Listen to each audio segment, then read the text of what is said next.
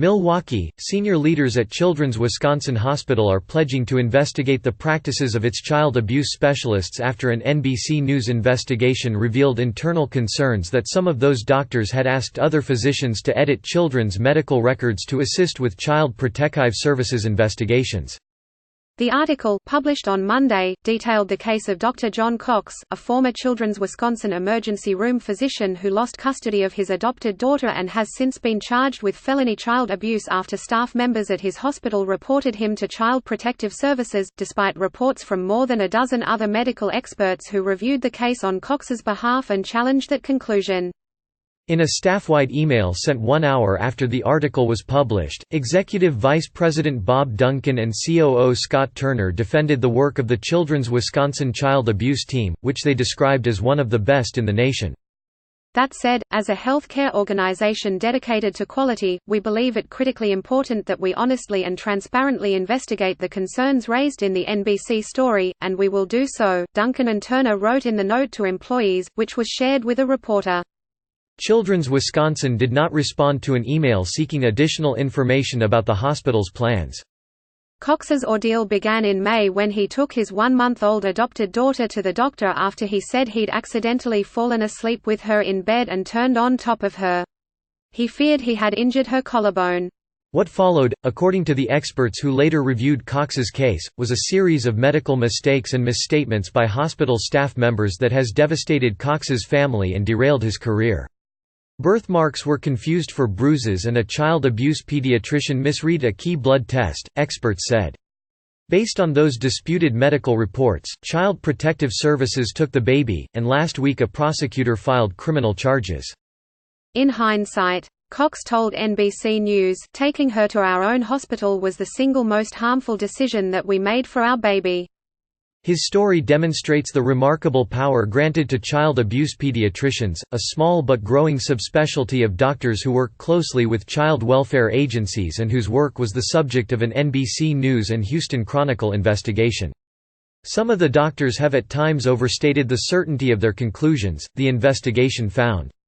Child welfare agencies and law enforcement officials often rely on their reports as the sole basis for removing children and filing criminal charges, sometimes in spite of contradictory opinions from other medical specialists.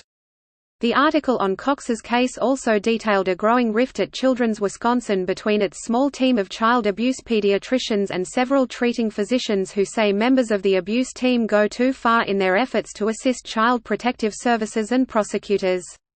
A dozen members of the hospital's medical staff spoke to a reporter on the condition of anonymity, worried that they would be punished for discussing their concerns publicly. 2 more have contacted a reporter since the story was published. The doctors described an out-of-control child abuse team that is too quick to report minor injuries to authorities and that is too closely aligned with state child welfare investigators. 3 of the physicians recalled being pressured by some child abuse pediatricians to alter medical records, removing passages where they had initially reported having little or no concerns about abuse, though there's no evidence that happened in Cox's case. The NBC News article also detailed several disagreements between child abuse pediatricians and other members of the medical staff who reviewed Cox's case. A Children's Wisconsin dermatologist reported that a child abuse specialist had mistakenly reported birthmarks as bruises. And 4 Children's Wisconsin hematologists reported that a child abuse pediatrician misinterpreted a key test that pointed to a possible bleeding disorder that may have predisposed the baby to easy bruising. In the letter to staff Monday, hospital leaders said the child abuse team knows best in these matters. Our child advocacy providers receive specific training to identify child abuse or neglect and to rule out abuse or neglect where other injuries or conditions might mimic it, Duncan and Turner wrote. While all pediatric specialists have extensive training in their chosen fields, only child abuse pediatricians have that particular expertise. At a hearing Tuesday morning in Milwaukee County Circuit Court, a judge issued an order prohibiting all parties involved in Cox's case from discussing it publicly, according to WTMJ, an NBC affiliate in Wisconsin. Deputy District Attorney Matthew Torbenson requested the gag order last week after a reporter for NBC News contacted him requesting an interview. On Monday, Cox's lawyer filed a motion to dismiss the case, arguing that the state lacked evidence to bring criminal charges. A hearing on the motion is scheduled for February 12.